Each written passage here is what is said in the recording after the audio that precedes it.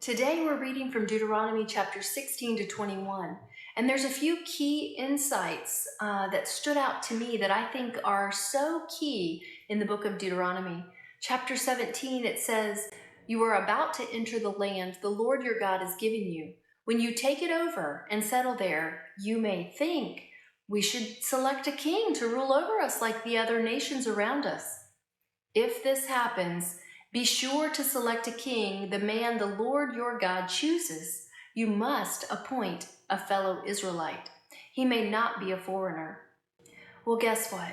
God had been leading the people of Israel. He'd been protecting them, providing for them, feeding them, parting the Red Sea, showing his mighty hand. And then we see a situation in 1 Samuel chapter 8, and it says, finally, all the elders of Israel, they met at Ramah to discuss the matter with Samuel.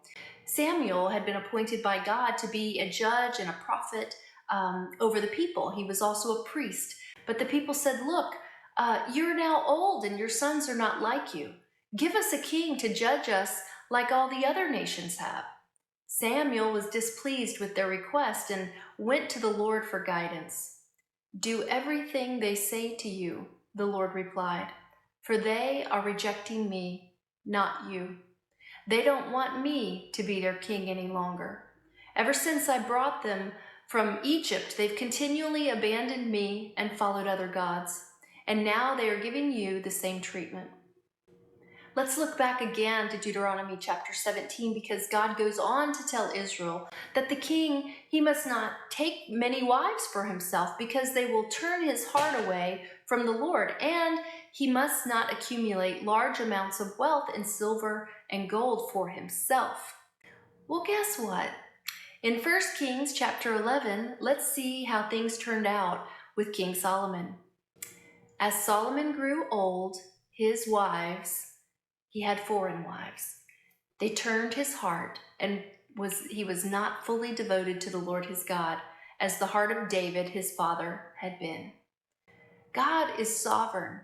He is Alpha and Omega. He knows the beginning from the end, and he works all of our decisions for good, for our good sometimes if we're on his path, but it's for good.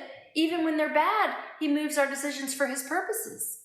He says in his word, "I declare the end from the beginning and ancient times from what is still to come.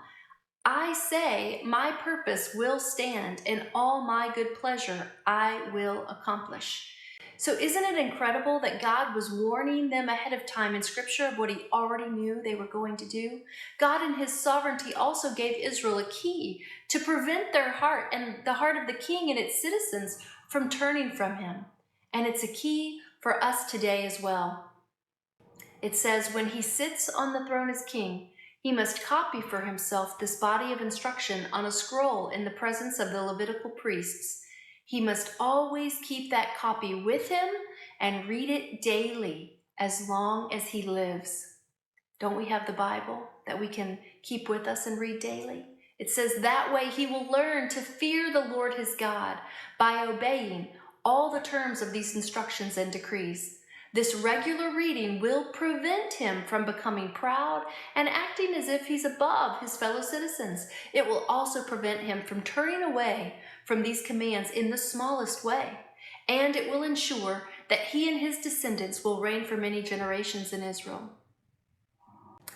Lord, teach us to fear you and to heed your instructions as we hide your words in our hearts.